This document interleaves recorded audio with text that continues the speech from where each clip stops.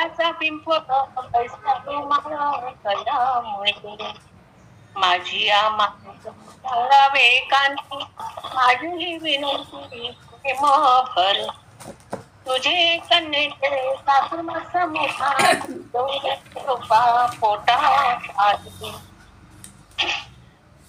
किती वेळ तुझं नाही आठवून काही फक्त भाव कथा केव्हा धाडस लवकरी मुळे सकळ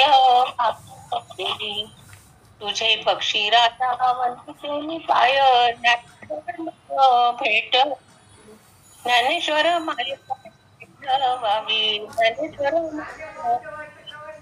ज्ञानेश्वर महाराज छान म्हणल्या, नाही पण प्रयत्न केला. सुंदर म्हणल्या, चांगलं म्हणल्या, छान वाटलं.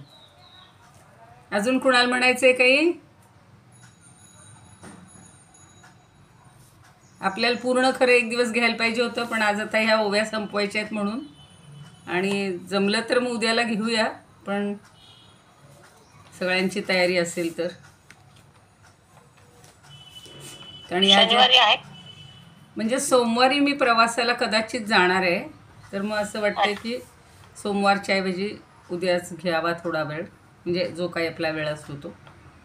आणि मग सोमवारी प्रवासात मग जरा हे होतं ना, पोहोचायला वेळ लागतो किंवा काही गडबड होते. कदाचित नाही गेले तर होईल सोमवारी, पण ते कळवीन मी तुम्हाला. चला सुरू करूया. आज शुक्रवार 4 जुलै. बघता बघता दिवस पटापट संपतायत. आज आपल्याला 62, 63, 64, 62वी ओवी काल थोडीशीच घेतलेली आहे, पण ती आज घ्यायची आहे, म्हणजे ती थोडीशी पूर्ण करून 63, 64.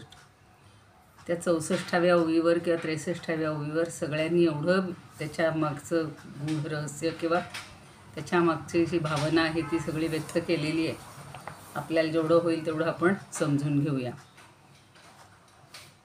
अलंकापुरी पुण्यभूमी पवित्र, तिथे नांदतो ज्ञान राजा सुपात्र.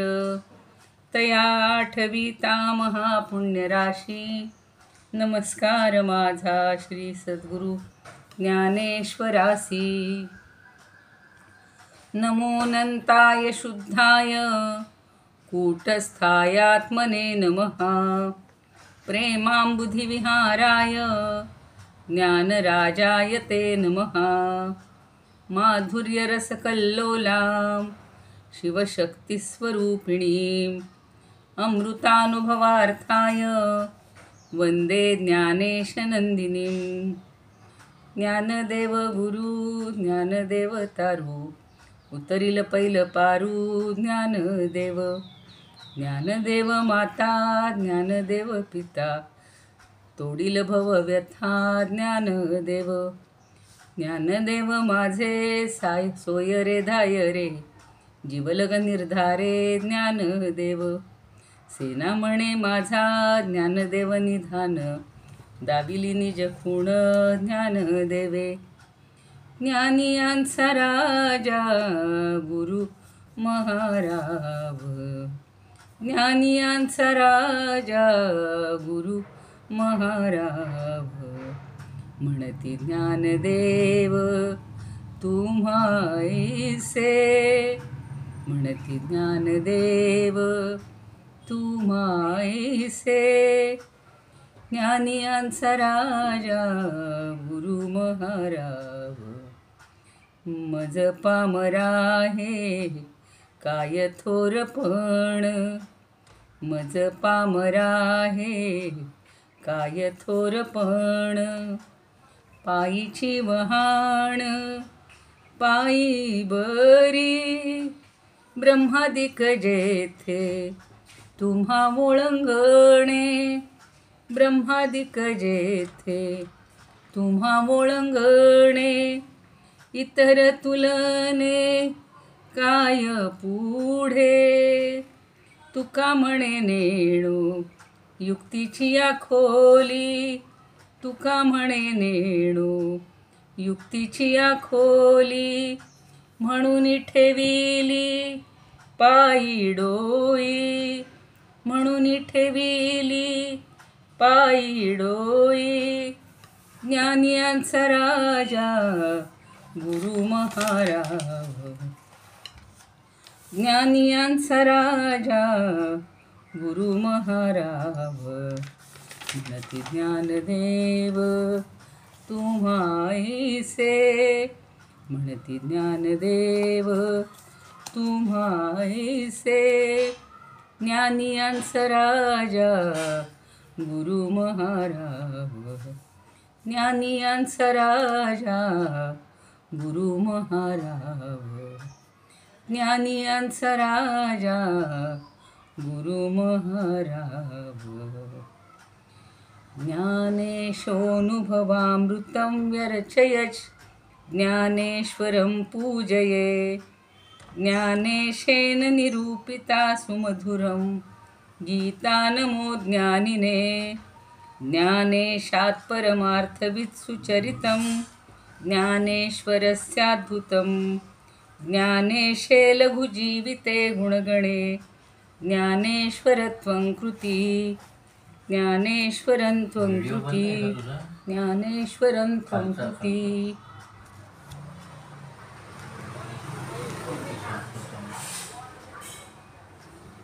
ताई तुमचा व्हिडिओ हा तेच हे सांगत आले की आज विहिरीवर त्यांनी सांगितलं बरोबर. ते इकडचा सुरू केला होता मी, इकडचा सुरू केला होता वरचा, आणि हा चालू आधी केले होते, पण मग ते बाकीचं सगळं हे चालू असताना मग घोटाळा होतो, म्हणून मी ठीक आहे चालेल चला. आज 62वा आपण काल पाहिलेली होती ओवी. ना तरी निद जा नखेवो पावे आपुला ठावो, तैशी बुद्धी त्यागे देवी देवो वंदिली मिया. जात खेवो म्हणजे जाता क्षणीच, नातरी म्हणजे नाही तर अशा अर्थी, आणि निद म्हणजे झोप. बुद्धी त्यागे, आता बुद्धीचा कुठल्या त्याग करायचा आहे? आपली चांगली बुद्धी आहे तिचा त्याग नाही करायचा. दोन बुद्धी आहेत, देहबुद्धी आणि आत्मबुद्धी. तर बुद्धीचा त्याग, तैशी बुद्धी त्यागे देवोदेवी, बुद्धीचा त्याग केला ज्ञानदेवांनी. कोणत्या? देहबुद्धीचा. म्हणजे देहोयम, देह हा अहम, मी म्हणजे देह आहे. आपल्या क्षणाक्षणाला मनामध्ये प्रत्येकाच्या देहाबद्दलच सगळी काळजी असते. आणि ज्ञानदेव तेवढे जरी नव्हते तरी सुद्धा जी काही थोडीफार त्यांच्या ठिकाणी देहबुद्धी असेल ते ती सांगतात की मी त्या देहबुद्धीचा त्याग केला.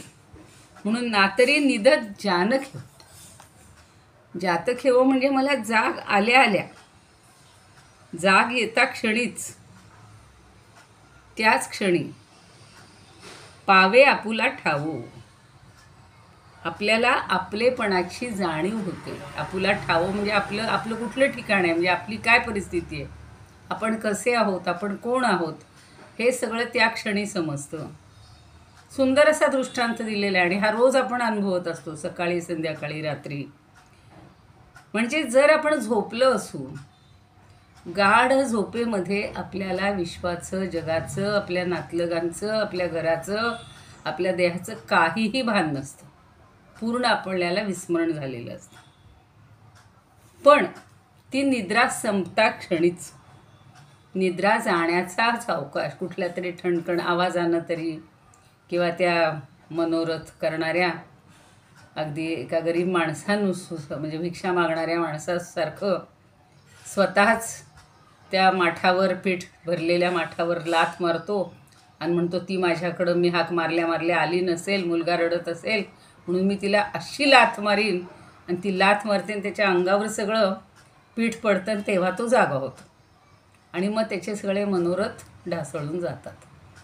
कधी कधी आपलंही असं होतं की असं आपल्याला छान झोपेमध्ये स्वप्न पडलेलं असतं, आणि कुठल्या तरी आवाजाने, कदाचित अलाराम वाजेल, कधी काही बाहेरचे कुत्र्या मांजरांचे आवाज येतील, कधी सिक्युरिटीच्या शिट्टीनं जागे होऊ, आणि मग आपली झोप उडाली की आपल्याला काय झोपेत झालं होतं याचं काहीही भान नसतं. म्हणजे आपलेपणाची जी प्राप्ती आहे ती लगेच होते. लगेच मी कोण आहे, माझी धडपड काय आहे, मला आता काय करायचं, मी काल काय केलं होतं, विचार काय केलेला होता, आज सकाळपासून मला कोणती कामं करायची आहेत, परवा दिवशी रात्री झोपताना नेमका त्या नीलम कदम ताईंचा फोन आला, कदाचित ते ऐकतही असतील, की आता एकादशीपासून आम्हाला चक्री पारायण दासबोधाचं करायचं. तर म्हणलं हो, रविवारी आहे ना. म्हणले हो, पण ते पहिला तुमचा नंबर आहे, मग पहिल्यांदा तुम्हाला सगळी हे करावी लागेल, प्रार्थना वगैरे गणेश शारदापासून असं सगळं करावं लागेल. पुढच्या याच्या 2 ओव्या म्हणून ठेवायच्या. तुमच्यापासून सुरुवात झाली की 20व्यावाले प्रसाद करतील त्याच दिवशी, म्हणजे एका दिवसाचं चक्री पारायण पूर्ण होतं. आता ते चक्री पारायण डोक्यात रात्रभर बसलं असणार.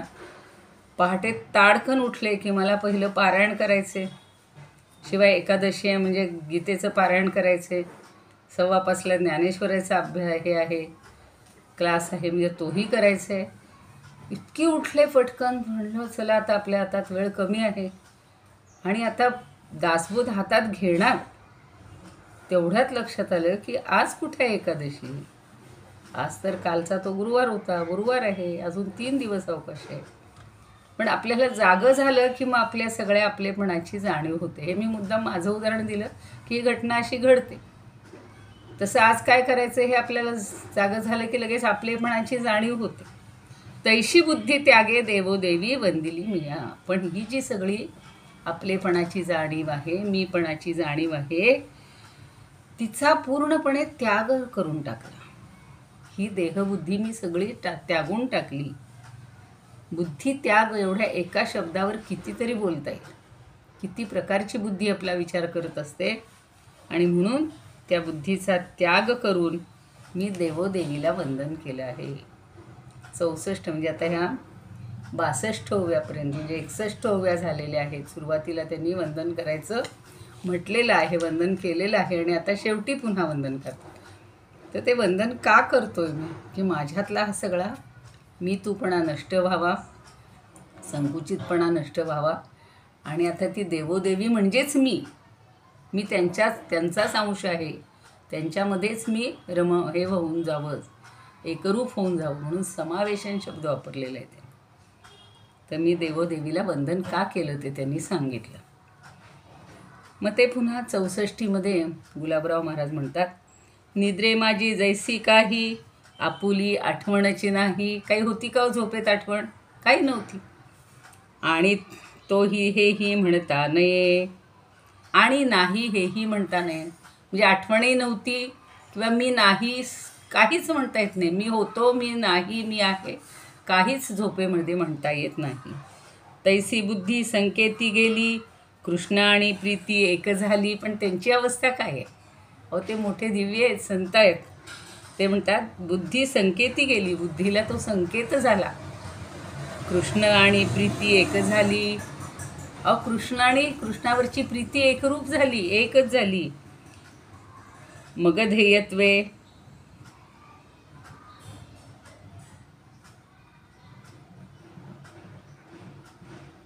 का बाह्यांतर प्रगटती. एक मिनिट,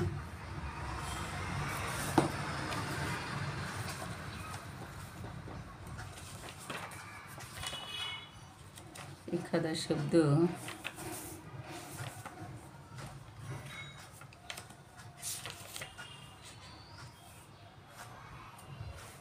ध्येयत्वे जे का बाह्यांतर प्रगटली. मला शब्द कधी कधी आपलं लिहिताना ते मूर्ती वंदिली कृपामय. ती मूर्ती कशी आहे? कृपेनं भरून गेलेली आहे, कृपामय अशी मूर्ती आहे. म्हणून गुलाबराव महाराज म्हणतात की झोपेत आपल्याला आपली आठवणसुद्धा राहत नाही. खरंच राहते का हो? किती छान असतो ना तो काळ. आणि आपण काही जाणतच नाही. त्याप्रमाणे अद्वैत ज्ञानदृष्टीत सुद्धा बुद्धी ही आपली राहतच नाही, अलग राहतच नाही. मग साकार श्रीकृष्णमूर्ती आणि प्रेममूर्ती यांचं ऐक्य होऊन जातं. आणि त्या प्रेमामुळं, त्या मूर्तीचंच ध्यान लागल्यामुळं ती श्रीकृष्णमूर्तीच बाहेर आणि आत ही भासू लागते. आत्ताच ते दुर्गाप्रसाद स्वामी सांगत होते की आपण ध्यानाला बसतो किंवा जपमाळेला बसतो. जप हातामध्ये माळ असते, मणी पुढे सरकत असतात आणि आयुष्यभराच्या सगळ्या विचारांचं थैमान आपल्या मनामध्ये येत असतं. मग एक दिवशी कोणतरी आपल्यापैकीच ताई म्हणल्या होत्या की असं काय करायचं मग जेणेकरून ते मनातले सगळे विचार जातील. मग आता ही अशी मूर्ती आत आणि बाहेर, भगवंताची मूर्ती फक्त आपल्याला साकारली गेली पाहिजे आणि दुसरा विचारच मनात आला ना पाहिजे. एक क्षणभर का विना, भले तुम्ही थोडा थोडा विचार करा, हळूहळू हळूहळू तो वेळ वाढवत चला. पण ज्ञानदेव म्हणतायत की अशा त्या कृपावंत मूर्तीला मी वंदन केलं, कारण ती मूर्ती मला आत आणि बाहेर भरूनच राहिलेली होती. माझ्या मनात दुसरं काहीच उरलेलं नव्हतं. आता जोग महाराज काय म्हणतात की मी निर्गुण आहे, मी निराकार आहे, भेदशून्य आहे, सच्चिदानंदरूप आहे, असं दृढपणे जाणणं, यालाच बुद्धीचा त्याग म्हणायचं. ती अशी टाकून द्यावी म्हणून टाकता येतं का? घरातली एखादी वस्तू आता खराब झाली आहे म्हणून आपण बाहेर टाकून देतो, त्याग करतो. इतक्या सहज नाही हा बुद्धीचा त्याग. त्याच्यासाठी काय काय करावं लागतं? निर्गुण, निराकार आणि भेदशून्य. आपल्या ठिकाणचे गुण जे आहेत सत्व रज तम, सत्वगुण चांगला आहे, पण रज आणि तमाचं जे आपल्यावर प्राबल्य असतं त्याच्यापासून दूर जायचे, निर्गुण व्हायचे. निराकार, आपलं सारखं आपलं चिंतन आपल्या रूपाचं, आपल्या गुणाचं, आपल्या नामाचं, तेही सोडून जायचे, निराकार व्हायचे भगवंतासारखं. आणि भेदशून्य व्हायचं. तू मी हा भेद संपवायचा. सगळ्या जगातले सगळे एकच आहेत, सगळ्यांच्या ठिकाणी एकच आत्मतत्व आहे, अशी जेव्हा बुद्धी होईल त्या बुद्धीला म्हणायचं की असं जाणणं म्हणजे बुद्धीचा त्याग आहे. आणि शिवशक्ती हो ते परत सांगा ना एकदा जरा. काय काय जे सांगितलं मला थोडं पॉइंट ते लिहून घ्यायचं, म्हणजे ह्याच्याबद्दल सांगितलं ना, त्याकरता आपल्याला काय करायचं त्याच्या आधी. अच्छा सांगते. आता मनानेच सांगावं लागेल परत मला. निर्गुण आपल्याला कसं व्हायचंय? बुद्धीचा त्याग म्हणजे फक्त एखादी वस्तू टाकून नाही द्यायची. तर बुद्धीच्या त्यागासाठी निर्गुण व्हायचंय आपल्याला. निर्गुण, निराकार आणि भेदशून्य, या 3 गोष्टी लक्षात ठेवायच्या. म्हणजे जसा परमात्मा आहे, निर्गुण आहे, निराकार आहे आणि तो एक रूप आहे, म्हणजे त्याच्या ठिकाणी कुठलाच भेद नाहीये, तसं आपण व्हायचं. तसं होण्याचा प्रयत्न करायचा. त्यातला एक एक त्यातला भाग जरी आपण स्वीकारायचा म्हणलं तरी आपल्याला किती कष्ट करायला लागतील बघा. सत्वाचाच फक्त आपल्याजवळ राहू द्यात आणि रजोतमाला पूर्ण सोडून द्यायचं, तरच आपण निर्गुण होणार आहे. अर्थात सत्वाच्याही पलीकडे जायचं, असं व्हायचंय. म्हणजे त्रिगुणातीत व्हायचे. त्रिगुणातीत म्हणजेच निर्गुण. सत्वगुणाच्या पलीकडे आणि त्रिगुणातीत व्हायचं. म्हणजे तिन्ही गुण आधी आपण काय करणार प्रयत्न? रज आणि तमापासून सत्वाकडे जायचा प्रयत्न करायचा. पण सत्वगुण सुद्धा पुन्हा कधी कधी जसा बुद्धी आपलं काय म्हणू ज्ञान मिळालं तर ज्ञानाचा सुद्धा अहंकार होतो. तसा मी सत्वगुणी आहे असाही कदाचित पुन्हा अहमपणा येईल. म्हणून त्रिगुणातीत व्हायचे. गुणातीत म्हणजे निर्गुण. 14व्या अध्यायात सांगितले बघा भगवंतांनी आपल्याला. बघ ठीक आहे. तर निर्गुण व्हायचं, निराकार व्हायचं, म्हणजे स्वतःच्या रूपाचं, स्वतःच्या देहाचं हे सगळं चिंतन सोडून द्यायचंय, पूर्ण विसरून जायचंय स्वतःला. निराकार आणि भेदशून्य. भेदशून्य म्हणजे तू मी हा भेदच नाही, कुठलाच भेद नाहीये. प्रत्येक यच्चे यावत प्राणीमात्रामध्ये परमात्मा भरून राहिलेला आहे. आणि प्राणीमात्र म्हणजे आपले सगळे नातेवाईक, आपल्या समोर असणारे सगळे, आपण ज्यांच्या सहवासात राहतो, हे सगळे परमात्म स्वरूपच आहेत, आत्मस्वरूपच आहेत. त्यांच्या ठिकाणी बरं आत्मा सोडून द्या, भगवंत स्वरूप म्हणा. आत्ता त्यांनी जे सांगितलं की श्रीकृष्णाची मूर्ती आत बाहेर दिसली पाहिजे, हरीबद्दल प्रेम वाटलं पाहिजे, हरीचीच मूर्ती मला सारखी आठवली पाहिजे. एवढ्या 3 गोष्टी करायच्यात म्हणजे बुद्धीचा त्याग झाला. धन्यवाद. आणि मग शिवशक्ती परत विचार नाही. चांगलंय ना. काय होतं नाही, बरोबर आहे. उलट असं विचारलं पाहिजे म्हणजे सगळ्यांच्याही डोक्यात कोरलं जातं. कोणीतरी विचारणारा असला की सगळ्यांचा फायदा होतो. हो नाही, पण ह्या गोष्टी कशा मनात ठसल्या हो, पाहिजे. ठसल्या त्याच्याकरता पाहिजे. कमीत कमी ज्या नवीन नवीन गोष्टी हो, आहेत ना बरोबर. त्या मग ठसल्या की मग म्हणून दोनदा तर कमीत कमी एकदा म्हणून आपण ऐकतो हो, आता काय तुमच्यापैकी बोलतात कुणीतरी म्हणलं आणि होतं ना ठसल्या की करतात. जोग महाराजांचं पुस्तक अवघड आहे असं बोलले होते ना कोणतरी तुमच्यापैकी. नाही, आणि मला पण वाटलं हां, माझ्याकडे आहे ते. आहे. पण मग मी त्याच्यावर जास्त चिंतन करण्याचा प्रयत्न केला की त्यांनी सगळे हे खूप छान, बारकावे सांगितलेले आहेत. खूप सोपं करून सांगतात आई, हां, त्यामुळे खूप छान मजा येते. त्यामुळंच ते आपण त्याच्याशी खूप एकरूप व्हावं लागतंय. 2 तास घालवायचे, पण घालवायचे म्हणजे ते सत्कारणी लावायचे. आणि हो, हो. मनापासून ते जर वाचलं, मनापासून त्याच्याशी एकरूप झालो ना, तर मग काय त्यातून त्यांना सर्व बोलायचं हे सुचतं. कळतं, असं होतं. हो. बरं ठीक आहे, पण म्हणजे आहे त्याचं सगळं. आकलन होतं ना, हो, आकलन ओव्यांचं होतं. आकलन होतं. खरंय, खरंय. अगदी बरोबर. आणि असंच अपेक्षित आहे सगळ्यांनी. आता जसं आपल्याला ज्ञानेश्वरी सांगतात तसं प्रत्येक ओवीचं एक ओळ तरी प्रत्येकानं सांगावी की मला या ओवीतनं हे कळलं.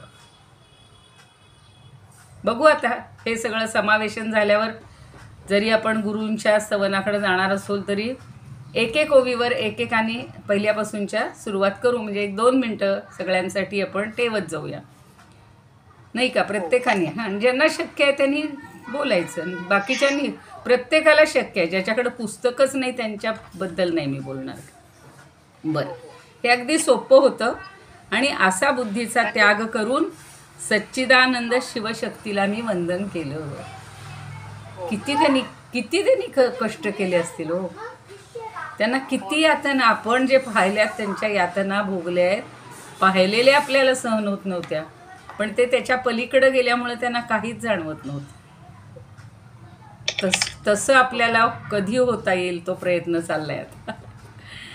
तर डॉक्टर व्ही. कुलकर्णी म्हणतात किंवा झोप जाता क्षणीच, म्हणजे झोप गेल्या गेल्या आपली कशी अवस्था असते आपल्याला कळतं की आपण सहजच आपल्याच ठिकाणी येतो. कदाचित आता त्याच्यावरून मला आठवतं की ज्याला गाढ झोप लागते त्याला तो टी व्ही त्रास देत नाही, काही कळत नाही. टी व्हीवर काय चाललं आहे, जगाचं काय चाललं आहे, कुणी आरडत ओरडत धिंगाणे, हे काय DJ लावून बसतात, खेळ खेळतात, त्यांचे आवाज नको होतात. पण जेव्हा आपल्याला खरी झोप लागते त्या कशाचंही भान आपल्याला राहत नाही.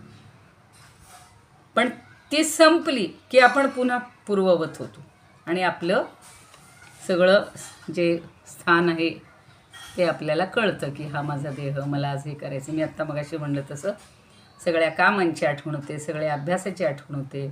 कोणी पाहुणे येणार असतील तर त्यांच्यासाठी व्यवस्था करायची असते. म्हणजे आपण आपल्या स्थानावर लगेच येतो. तसं त्या हे जे सांगितलं हा अर्थ, तो कोणत्या ओवीचा सांगितला आपण? आता ही 62वी ओवी चालली ना. तरी निद ज्ञान जात केवो, पावे आपुला ठावो, तैशी बुद्धी त्यागे देवी देव वंदिली मिया. काल जी 62वी ओवी सांगितली होती ती. हां, की फक्त त्याचं ज्ञान झालंय मला झोपेच, म्हणजे माझ्या जागृती आल्यानंतर मला माझं सगळं ज्ञान झालेलं आहे. झोप गेल्या गेल्या मी माझ्या आपण म्हणतो ना, मी माझ्या मूळ पदावर आलो. एखाद्या हरिकीर्तनाला जातो, भजनाला जातो, पारायणाला जातो, प्रवचनाला जातो, तिथलं ऐकलं की असं वाटतं आपण असंच वागलं पाहिजे. आत्ता त्या दुर्गाप्रसादांनी इतकं सुंदर सांगितलं होतं, अक्षरशः मी इतकी एकरूप झाले होते की असं वाटलं खरंच या इंद्रियांचा आणि ह्या कशाचा आपल्याला आठवायला नाही पाहिजे. पण झालं, पुन्हा ते संपलं की आपल्या व्यवहारात आपण येतो. ती एक प्रकारची तंद्रीच असते आपली. आणि ठीक आहे, तशी झोपेची अवस्था की आपण सहजच.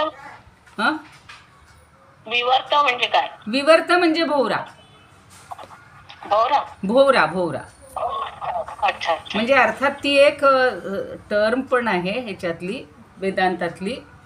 ते कशासाठी दिलं की पाण्यात जसं भोवरे निर्माण होतात, जे तरंगाचं उदाहरण दिलं ना ज्ञानदेवानी सारखं. तरंग आणि पाणी एकच असतं म्हणतो ना आपण. पहिल्यांदा तरंग जेव्हा दिसतात तेव्हा आपलं मन आहे त्या तरंगावरच असं बागडत असतं, किंवा आवडतं ना सगळ्यांना त्या लाटा घेणं अंगावर, त्याच्यात भिजणं. पण त्या ओसरल्या म्हणजे तो विवर्त ओसरला की पाण्याचं भान होतं. तसे ह्या जगाचं सुद्धा सगळं हा विवर्तच आहे. म्हणजे त्या भोवऱ्यातच आपण अडकलेलं असतो, पाण्याच्या भोवऱ्यातच किंवा संसाराच्या भोवऱ्यात अडकलेलं असतो.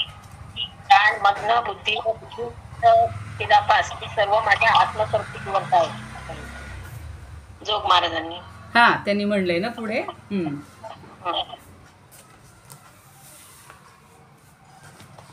आता 1 मिनिट, मी आता ते जेवढ्या त्यातले त्यात आपल्याला जे आवश्यक आहे किंवा जेवढं झेपेल, आणि अति जर खोलात जायचं म्हटलं तर 1 ओवीसुद्धा आपल्याला 1 तास पुरणार नाही. म्हणजे इतकं त्यांचं आहे सगळं. खूप छान सांगितलेलं आहे. 62चं चाललेलं आहे ना.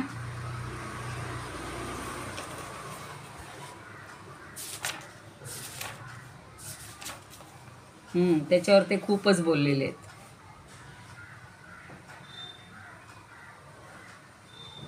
ते घटाकाश, महाकाश, तेही सगळं सांगितलेलं आहे. कूटस्थ. ठीक आहे, आपण आता पुढचा भाग सोपा बघून घेऊया बरं का. कुठे त्यांनी या ह्याच्यातलं कुठलं तुम्ही आता वाक्य सांगितलं का? हे सांगितलं मी, म्हणजे आभासाचे कुटस्थ करण्याकरता. आवाज येत नाही. नाही येतो का आता? ते माझा आवाज बंद करावा लागेल कारण. हां बोला. हां. आभासाचे कुटस्थाशी ऐक्यच करण्याकरता बुद्धीसहित आभासाची बाधा करावयास पाहिजे. म्हणजे देह, इंद्रिय, प्राण, मन, बुद्धी व बुद्धिगत चिदाभास ही सर्व माझ्या आत्मस्वरूपी विवर्त आहेत, असं आहे तेव्हा. एक जोग महाराजांच्या इच्छाच असेल. हा बरोबर आहे, काढलंय मी आता ते. हो, आत्मस्वरूपी विवर्त आहे ते. विवर्त म्हणजे असा भोवरास. सकाळी क्लास नव्हता का? नाही झाला आज. त्यांना रेंज नसणार आहे. रेंजच नव्हती सकाळी. क्लास नव्हता? नाही, रेंज नव्हती त्यांना. रेंज नव्हती. मी लावून ठेवलं होतं तासभर, नाहीच काही उपयोग झाला. मी पण केलं. 6:15 बंद केलं मी. 6:15 बंद केलं. मला वाटलं मी प्रवासात आहे म्हणून रेंज झाली नाही. नाही झालं. चला बघूया आता पुढचं. आणि असं ह्या सगळ्या बुद्धीचा त्याग करून मी देवोदेवी म्हणजे शिवशक्तीला वंदन केलं आहे. आणि गीर्वाण अनुभवामृतामध्ये म्हणतात, अनुभवामृतामध्ये आत्मनः स्थानमाप्नोति गतनिद्रस्तु तत्क्षणे. अगदी सोपी भाषा आहे संस्कृत, काहीच अवघड नाही आहे. आत्मनः स्थानम आपनोती, स्वतःचं स्थान, आत्म्याचं स्थान हे लगेच प्राप्त होतं. कधी? गतनिद्रस्तु तत्क्षणे. ज्याची झोप उडालेली आहे, संपलेली आहे, त्या क्षणी त्याला सगळं स्वतःचं भान येतं. तद्वतमया मतित्यागात. तद्वत म्हणजे त्याप्रमाणे. मया म्हणजे मी. मतित्यागात म्हणजे माझ्या बुद्धीचा त्याग करून. देवी देवौ नमस्कृतौ. देवी आणि देवाला, शिव आणि शक्तीला किंवा शक्ती आणि शिवाला वंदन केलं. आता अनुभवामृतात काय म्हणतात बघा आपले स्वरूपानंद. किंवा जैसी निद्रा. ही तर फक्त ओवी वाचली तरी आपल्याला कळणार आहे. किंवा जैसी निद्रा संपताची सत्य मूळ जागृतीचं प्राप्त होय. मूळ जागृती येते. तैसी अहम बुद्धी सांडोनी स्वभावे वंदिली मी भावे देव देवी. तशी मी अहम बुद्धी, बुद्धी म्हणजे ही अहमपणा जो आहे तिचा मी त्याग केलेला आहे.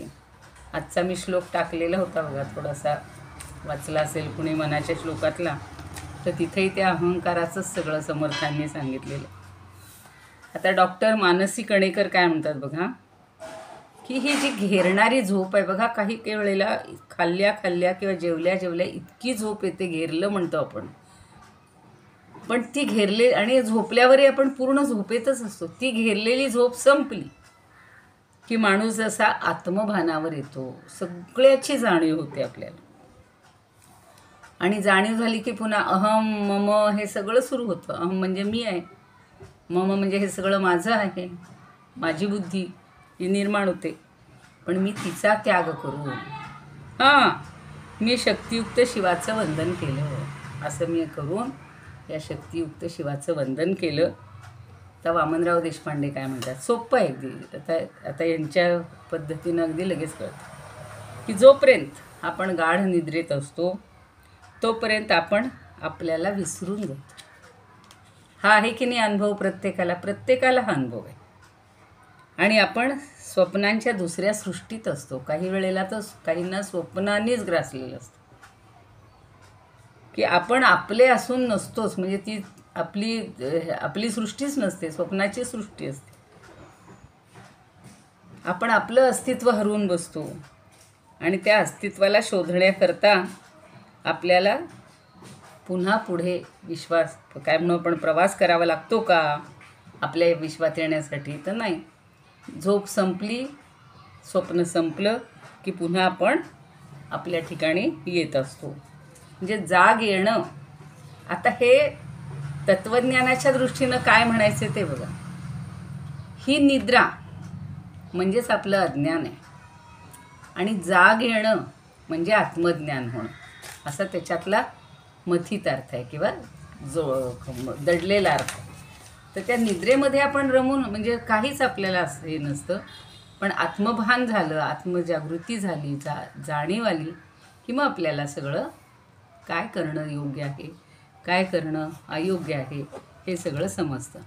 आणि म्हणून ज्ञानदेव म्हणतात की जोपर्यंत मी बुद्धीनं जगतो, म्हणजे मी जीव आहे, हे माझं शरीर आहे, या जाणीवेनं आपण जेव्हा जगत असतो तोपर्यंतच आपण आपल्या अस्तित्वाला हरवून बसतो. खरं आत्म्याचं अस्तित्व, आपल्या म्हणजे आत्म्याच्या. आणि आपणच आपल्याला अप्राप्य होऊन बसतो. म्हणून शोधिसी मानवा राहुळी अंतरी, नांदतो देवा हा आपल्या अंतरी. आपल्या ठिकाणीच आहे पण आपण सगळं विसरून जाऊ. म्हणून त्यात दुसरंही मला त्याला जोडून जे काव्य आहे ते फार आवडतं. कुठे शोधिसी रामेश्वरन, कुठे शोधिसी काशी, हृदयातील भगवंत राहिला, हृदयातून उपाशी. ते ज्ञानदेवानी शोधून काढले की हरी माझ्याच ठिकाणी आहे, हरीचं रूप माझ्याच ठिकाणी आहे आणि मग ते मी आत आणि बाहेर पाहायला पाहिजे. तर मी म्हणजे शरीर नव्हे ही ज्या दिवशी आपली बुद्धी होईल आणि मग हा सगळा प्रकृती पुरुषाचा रंगलेला खेळ आपल्याला नव्यानं कळतो की हे सगळं आपण व्यवहारामध्ये फक्त मी माझं मध्ये रमून गेलो. मग ह्या देवोदेवीला वंदन केलं की आपण एकदम वेगळे होतो. बघा ना, 10-15 मिनिट जरी आपण एखाद्या देवतेचं स्तोत्र म्हणत राहिलो, डोळ्यापुढं फक्त शांत बसून बाकी सगळे विचार काढून टाकले, तरीसुद्धा आपल्याला एक मनाला शांतता मिळते, समाधान मिळतं आणि असं वाटतं की अरे छा, मी कशाला या सगळ्या भुलैयामध्ये रमतोय. किंवा निदान आपण ओंकाराचा ध्वनी जरी ऐकत राहिलो, ओंकार जरी करत राहिलो, तरीसुद्धा या सगळ्याचा मी अहमचा किंवा ममचा विसर पडतो. आणि मग आपल्या मनामध्ये हे देवोदेवी असतील, भगवंत असेल, ते येतात. ज्ञानदेव म्हणतात की मी त्यांना वंदन केलं आणि ते वंदन मग अभेद्य होतं. अभेद्य म्हणजे सगळ्या भेदाचा मात करणारं होतं. तरंगाचं पाणी होणं म्हणजे काय, तर आपल्याला जाणीव होणं. ते पाणीच आहे, तरंग हे क्षणिक आहेत. तसं आपलं जीवनसुद्धा क्षणिक आहे, पण आपलं अस्तित्व, परमात्म्याचं आत्म्याचं अस्तित्व हे निश्चित आहे, चिरंतन आहे. हे आपल्याला त्या निद्रेतून जागं झाल्यावर कळतं. म्हणजेच जागृती झाल्यावर, आपल्याला ज्ञान झाल्यावर हे सगळं समजतं. आता हे सगळं असं जड ऐकण्यापेक्षा जरा 4 कथा ऐकलेल्या बऱ्या वाटतात माणसाला. ठीक आहे, आता पुढची ओवी आहे. सांडूनी मीठ पण. आता फार सुंदर असं उदाहरण दिले बघा, छान उदाहरण दिले. हे निद्रेचं उदाहरण त्यांनी स्वतःच्या अनुभवातनं सांगितलेलं आहे आणि आपल्याला सुद्धा तो अनुभव येत असतो. सांडूनी मीठपणाचा लोभू, मिठे सिंधुत्वाचा घेतला लाभू. खूप सोपी ओवी, मागे एकदा गेलेली आहे आणि चांगदेव 65तही आपण तशा पद्धतीची मिठाची बाहुलीची गोष्ट ऐकलेली आहे. तेवी अहम देऊनी शंभू, शांभवी झालो. सांडूनी मीपणाचा लोभू, सांडूनी मीपणाचा लोभू. लोभ आहे, मीपणाचा लोभ आहे सगळा, तो सांडून द्यायचा आहे. समर्थांना सुद्धा सांडूनी शब्द फार आवडतो. एकदा पाणी सांडलं, एकदा आपल्या हातून एखादी वस्तू सांडली, आता हल्ली फरशा निघाल्यात म्हणून तुम्ही भराल, पण तरीसुद्धा निम्म्याला वर ते सांडलेलंच असतं, पुन्हा काही मिळत नाही. तसा हा मी पण आज एकदा सोडून टाकला पूर्ण कायमचा, की मीठपणा आहे. हो हो हो, हा मीठपणाचा बरोबर आहे. सांडूनी ते मिठाचं उदाहरण दिलंय म्हणून त्यांनी तो मीठपणा म्हणलाय, पण आपल्याला तसंही आपल्याला तो मी पण आहे. घेऊया पुढं अर्थ सांगताना सांगते. सांडूनी मीठपणाचा लोभू, मिठे सिंधुत्वाचा घेतला लाभू. ज्या वेळेला त्यानं स्वतः मी मीठ आहे, हा मीठपणा आहे, तो जेव्हा तो सांडून टाकतो म्हणजे सोडून टाकतो, तो लोभ आहे. मी मीठ आहे, मी टाटाचं आहे, मी अमक्याचं आहे, हा जो मीठपणा आहे, मीठपणाचा लोभ आहे, तो जेव्हा तो टाकून देतो, पूर्ण सोडून टाकतो, सांडून टाकतो. मिठे म्हणजे त्या मिठाने सिंधुत्वाचा घेतला लाभू, त्या मिठानं मग सिंधुत्वाचा लाभ घेतला, तोच सिंधू होऊन गेला, तोच सागरमय झाला, समुद्रमय झाला. आता त्याचं अस्तित्व राहिलं का? नाही. पुढची ओळ आपल्याला लागू आहे. तेवी अहम देऊनी शंभू शांभवी झालो. तेवी म्हणजे त्याप्रमाणे, त्या मिठानं जसं स्वतःचा मीठपणा सोडला आणि तो सागरात मिसळून गेला, त्याप्रमाणे अहम देऊनी म्हणजे मी अहम देऊन टाकला, सांडून टाकला. कुणाला? शंभूला. मी माझा अहमपणा सगळा देऊन टाकला आणि मग मी काय झालो?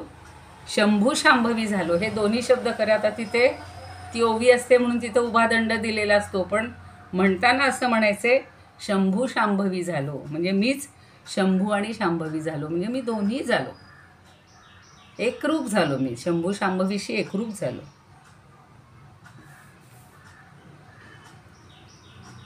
आता मी जे म्हणत होते ते इथं असं म्हणायचं होतं मला, की मी पण असं म्हणजे माझ्याजवळचं जेव्हा मी पण संपतो, अहम म्हणजे काय? मीपणा, तो जेव्हा मी सोडून देईन तेव्हा मी शंभू शांभवीशी एकरूप होणार.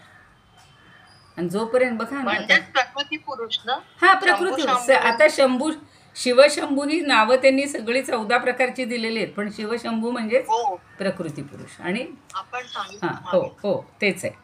आता बघा, जोग महाराज इथेही भरपूर डिटेलमध्ये सांगतात, पण त्यातला मुख्य मुद्दा काय आहे तो बघायचा, की मिठानं, आता पूर्वी खडे मिठे मोठं मिठेच असायचं वापरायला, मग आपण ते वाटून बिटून बारीक करत होतो. हल्ली आता सगळं मिळतंय रेडीमेड. तर मिठानं आपल्या घनत्वाचा, त्या खडेपणा जो असतो त्याचा त्यानं लोभ टाळला आणि ते समुद्राशी मिसळून गेलं. पुढं तर ह्या शेवटच्या ओवीवर एवढं सुंदर सांगितलेलं आहे, ते आपल्याला बघायचं आहे. मला वाटतं आज नाहीच होणार सगळ्या ओव्या. तर ते समुद्राशी मिसळून समुद्ररूप झालं. तसं आपल्याजवळ जे सगुण स्थूल असं जे आपलं शरीर आहे सगळं, सगुण याचा अर्थ फक्त भगवंताला नाही लावायचं, आपण सुद्धा त्रिगुणांनी युक्त आहोत म्हणजे सगुणच आहोत.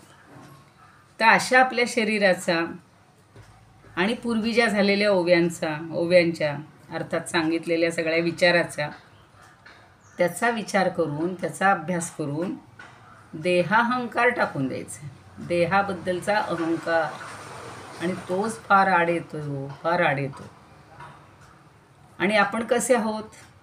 तर समुद्र जसा विशाल आहे, गहन आहे, तसं सच्चित आनंद स्वरूप आपण परमात्मरूपच आहोत, आत्मस्वरूपच आहोत, त्या शिवशक्तीशी एकरूप झालेले आहोत. किंवा होणं, आहोत म्हणण्यापेक्षा होणं, शांभवी झालोच म्हणतायत. म्हणजे तो शंभू म्हणजे मीच आहे, ती शांभवी म्हणजे मीच आहे, असा दृढ निश्चय होणं. इथंपर्यंत आपण आता 63 ओवीला आलो आहे, म्हणजे आता समाप्त झालेलं आहे हे समावेशन. शेवटची ओवी पुन्हा एकदा तेच सांगतात की हे माझं समावेशन माझ्या लक्षात आलेलं आहे आणि म्हणून मी पुन्हा नमस्कार केला. तर मिठानं मीठपणा म्हणजे मीपणा असतो ना, माझ्यासारखं कोणाची आहे का? काय आपल्याला किती कथा ऐकलेल्या आहेत तुम्ही, की नावडतीचे मिठाळणी, त्या राजाच्या सगळ्या राण्या, ती म्हणते की मला मिठासारखे तुम्ही प्रिय आहात, किंवा तो म्हणतो, आणि मग त्याच्या लक्षात येतं की मीठ हे खरं महत्त्वाचं आहे. एक दिवशी आळणी स्वयंपाक केला तर त्या जेवणाला काहीही किंमत नाही, तोंडात जात नाही, एक घाससुद्धा जात नाही.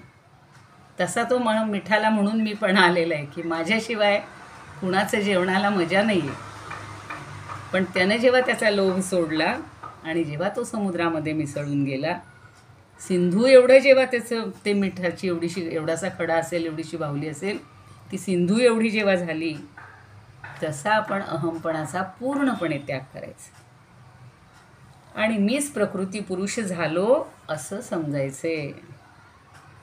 आता गुलाबराव महाराज काय म्हणतात, ज्याप्रमाणे मिठानं खडेपणाचा अभिमान सोडून दिला आणि सिंधुत्वाचा लाभ करून घेतला, त्याप्रमाणे शंभूला मीपणा देऊन त्यांनी असा अर्थ घेतला आहे बरं का, मला तो आवडला जास्त, की मी शंभूला मीपणा दिला आणि मी शांभवी शक्ती झालो. कारण ते दोन्ही एकच आहेत, पण इथं त्यांनी असा अर्थ घेतला गुलाबरावांनी. आणि 64मध्ये ते म्हणतात, कठीणपणा सांडोनी लवण. कठीणपणा असतो ना, कठीण असतं मीठ, पहिला जो खडा असतो तो.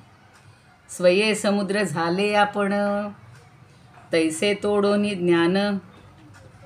ज्ञानाहमपण झाले अर्पण हरिपायी. ते ज्ञानाचं अहमपण हे जास्त मोठं आहे, ते जास्त त्रासदायक आहे. एक वेळ अडाणी म्हणतात ना, किंवा कोरी पाठी बरी. एका गुरूंकडे एक शिष्य येतो ना आणि तो सांगतो की मी हे ज्ञान शिकलो, हे शास्त्र शिकलं, ही पुराणं वाचलीत, एवढे वेदांचं अध्ययन केलेलं आहे, पण मला तुमच्याकडून थोडंसं काहीतरी शिकण्यासाठी आलं. ते म्हणतात, जा बाबा, मी नाही तुला काही सांगू शकत. का नाही सांगू शकत? तो परत येतो, म्हणतो, असं का तुम्ही म्हणालात? अरे म्हणे, कोरी पाटी असली तर त्याच्यावर अक्षर लिहिता येतं. कोरा जर तू असशील ना, तुझ्याकडं काहीच ज्ञान नसेल ना, तर मी तुला ज्ञान देऊ शकतो. किती सुंदर अशा काही कथा आहेत. तसं आता इथं म्हणलं की झाले अर्पण हरिपायी. हरिपायी सम्यक. हरी आणि प्रीती एक, म्हणजे हरी वेगळा आणि त्याच्यावरची प्रीती किंवा त्याच्यावरची भक्ती वेगळी नाही, ती सुद्धा एकच आहे. ज्ञानवृत्ती आणि सुख संकेतासहित सम्यक कृष्णची. हां, केवळ संकेतानं ह्या गोष्टी कळलेल्या आहेत त्यांना. ज्ञान म्हणजे पुन्हा शिव, वृत्ती म्हणजे ती शक्ती, आणि त्यांचं जे सुख आहे ते सगळं संकेतानंच मला समजलं. आणि हा सगळा कृष्णच आहे. सगळ्यांमध्ये कृष्ण भगवान दिसतोय त्यांना. गुलाबरावांची सुद्धा मधुरा भक्ती खूप, त्यांचे ते एवढे ग्रंथ आहेत, किती कधी वाचायचे आणि काय. खरंच खूप या लोकांनी किती 173 का किती ग्रंथ लिहिलेत इतक्या लहान वयामध्ये, आणि जात्यंत म्हणजे ते साक्षात हे भगवंताच्या रूपानंच येतात पुन्हा संत सगळे. बरं, आता ज्ञानेश्वर महाराज काय म्हणतात की मिठाचा खडा, याच्यावर इतकं विवेचन आहे खरं म्हणजे, की मिठाचा खडा जोपर्यंत समुद्रात मिळत नाही तोपर्यंत त्याला मीठ पण राहतं, म्हणजेच खडेपणानं तो राहतो. पण समुद्राच्या पाण्याहून त्याचा जो अलगपणा असतो तो तिथपर्यंतच असतो, जोपर्यंत तो खड्याच्या रूपात येतो. पण ज्या वेळेला समुद्राच्या पाण्यात तो जातो तेव्हा तो वेगळा राहतो का? हो, नाही राहत. त्याप्रमाणे जीवाच्या ठिकाणी किंवा आपल्या ठिकाणी जो मीपणा आहे, म्हणजे सगळा देहाचा अहंकार आहे, की आपल्या ठिकाणी सगळं मी आणि खरंच नकळत आपण बोललो जातो. मला न अशी भाजी आवडते, मी न अशी करते, आम्ही असं लोणचं करतो. बघा ना, 2 महिला एकत्रित आल्या की सगळी चर्चा सुरू मीचीच. पण तो देहाहंकार किंवा देहभाव आपल्याला जन्मतःच इतका रुजला जातो, इतका जोपासला जातो, की सगळं मी मी मी मी म्हणून जे आहे ना स्फुरण, ते ज्ञानरूप शिवाचं स्वरूप आहे खरं म्हणजे शिवच त्या रूपानं स्फुरतो. पण ज्ञानरूप, ज्ञान झालं ना मिठाला, तो समुद्रमय होऊन गेला, त्यावेळेला त्याला त्याचं स्वतःचं मी पण सारपलं, आणि मग त्याला खरंच ज्ञान झालं असेल की मी म्हणजे ह्या समुद्राचाच एक अंश आहे. तसं आपण म्हणजे काय आहोत? या शिवाचा एक अंश आहोत, एक अंश आहे. एकदा ती मिठाची बाहुली किंवा मिठाचा खडा पाण्यात विरघळून गेला की तिचं अस्तित्व संपलेलं आहे. मग तिचं मी हे स्फुरण संपून जातं आणि मग मी पण हे शिवरूप झाल्यावर आपणही विसरतो.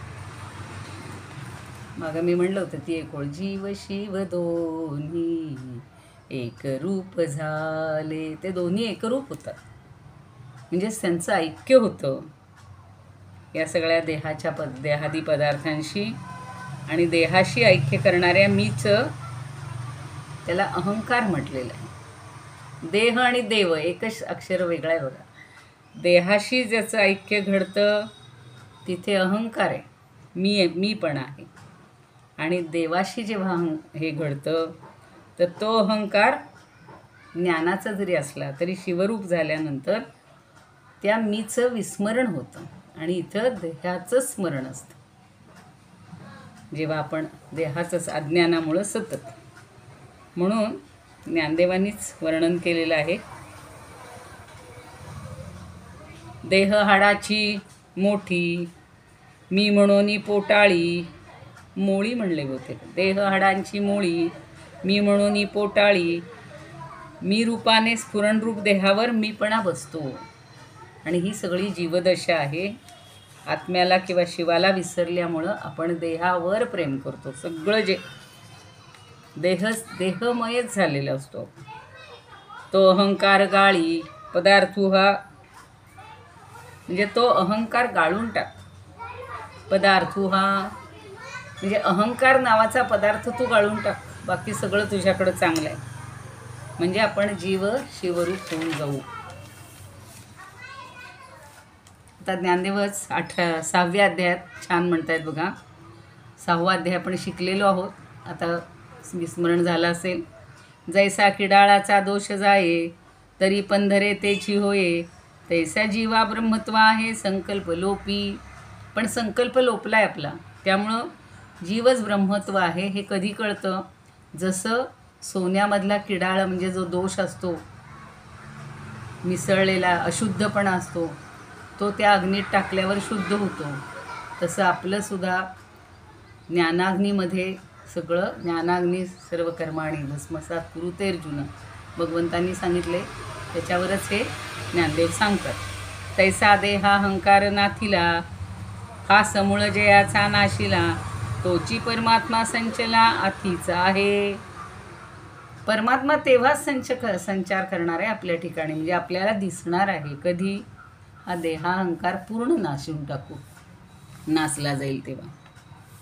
त्यामुळे मी शिव आहे हे विसरून मी देह आहे अशी जी खोटी समजूत आहे ती नाहीशी झाली पाहिजे, की मग आपण अहम ब्रह्मास्मी किंवा मी मूळ ब्रह्म आहे याचं ज्ञान होतं.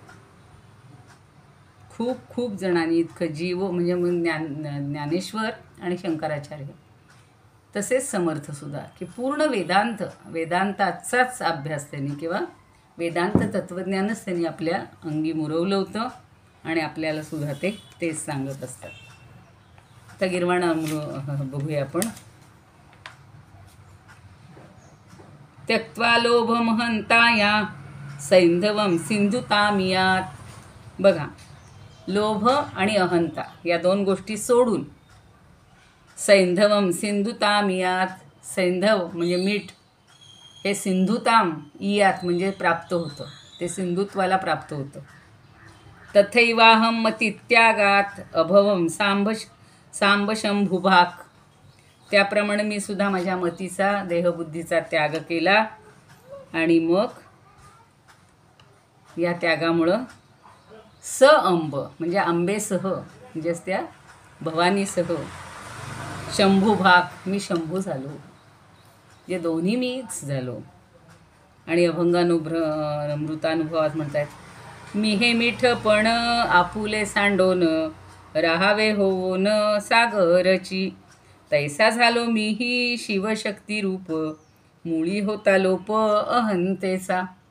हा अहंतेचा लोप झाला की मी पण असाच शिवशक्तिरूप होतो.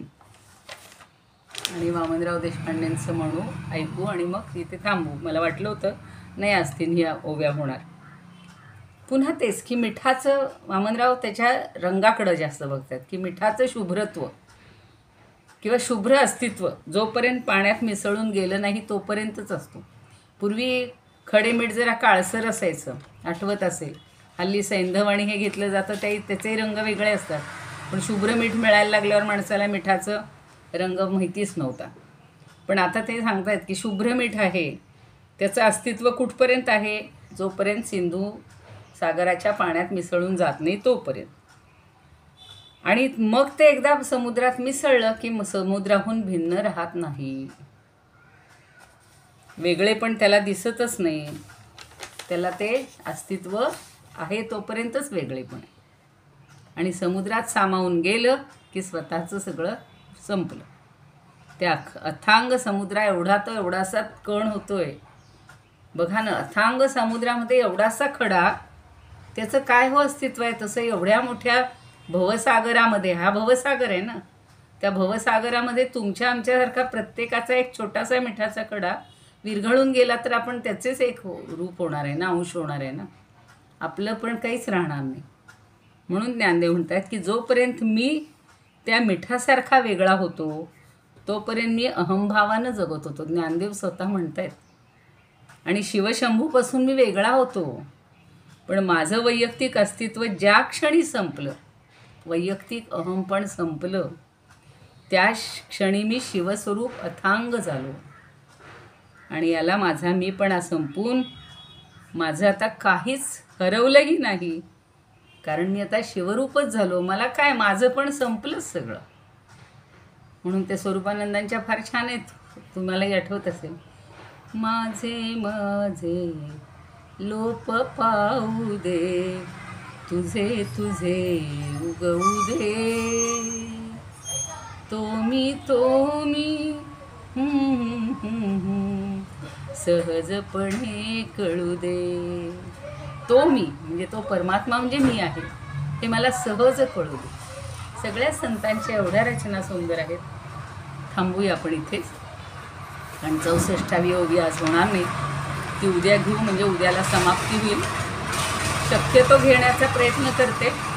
सगळेजण येऊ शकाल ना उद्याला, नाहीतर मग सोमवारला जसं होईल तसं. काही सोमवारी घेतलं तर बरं होईल. उद्या बऱ्याच जणांचे हे आहेत, कार्यक्रम आहेत. बरोबर आहे, कुणाच्या दिंड्या बिंड्या आहेत. ठीक आहे, बघूया सोमवारीच बघूया. चालेल. आणि अमृतानुभव आणि अनुभवामृत दोन वेगळे ग्रंथ आहेत. नाही नाही नाही, त्याची दोन नावं वेगळी. म्हणजे आपल्याला आता पुढचा जेव्हा आपण समास हे वाचणार आहोत, एका ठिकाणी त्यांनी अनुभवामृत म्हणलेलं आहे, कारण त्यांचा अनुभवाचा अमृत आहे हे. अच्छा. हां, आणि मग त्याच्यावर अर्किवात नव्हतं तर म्हटलं माहिती नाही. हां नाही, पहिल्यांदा मी सांगितलं होतं ते. आणि म्हणून अमृतानुभव हे नंतर रूढ झालेलं नाव आहे. त्याची जेव्हा सुरुवातीला प्रस्तावना सांगितली ना तेव्हा, आता त्याचा संदर्भ नाही कारण पुढचे एवढे वाचून झालेले नाहीत अजून माझे. शेवटच्या काही ठिकाणी जेव्हा ती ओवी येईल तेव्हा तुम्हाला माझे हे शब्द आठवतील की का अनुभवामृत म्हणले. हां ठीक आहे. पुढे आहे का ओवी? हो हो, पुढे बऱ्याच पुढच्या अध्यायामध्ये. आत्ता लगेच नाही, इथं कुठेच नाही आहे. हां, इदमुपकर्तुं भुवनमण्डलं समुदितमिव भास्करं सादरं वन्दे ज्ञानेश्वरं. त्रिभुवनमाता भगवद्गीता लोकमङ्गला लोकविश्रुता लोकहितं संततं ध्यायता येन ज्ञानेश्वरी विरचिता श्रुत्वा प्राकृतगिरं सादरं वन्दे ज्ञानेश्वरं सादरं वन्दे ज्ञानेश्वरं. गीताशास्त्रं क्वाम्बुधिकल्पन् नवन्तदीयं वयः क्वचाल्पन् विषयविपदां व्रात्यमनल्पन् वाग्यज्ञेन च येन भूषितं सरस्वतीमन्दिरं सादरं वन्दे ज्ञानेश्वरं सादरं वन्दे ज्ञानेश्वरम् यत्र शारदा कृपाप्रसादः यस्य श्रवणात् परमानन्दः निहितो यत्रामृतनिःस्यन्दः काव्यतत्त्वयोः कृतवन्तं तत् रसायनं मधुरं सादरं वन्दे ज्ञानेश्वरं सादरं वन्दे ज्ञानेश्वरं सादरं वन्दे ज्ञानेश्वरम्. म्हणणारे आरती कोणी? आरती ज्ञानराजा महाकैवल्य तेजा सेविती साधू संत मनुवेधला माझा.